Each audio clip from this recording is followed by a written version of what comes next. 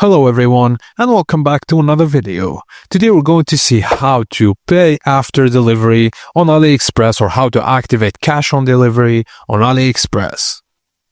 Just note that not all orders qualify for this service. On the checkout page, check the available payment options to see if pay after delivery is listed for your product. If eligible, select pay after delivery as your payment option.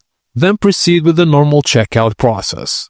Ensure your shipping address and contact information carefully. This is where your order will be delivered and where you'll be contacted for payment. Now your order will be processed, shipped and delivered to your address. After receiving it, you will complete the payment as agreed. Just know that this option may not be available in all countries or for all sellers, so always double check before placing your order. And that's it guys, as simple as that.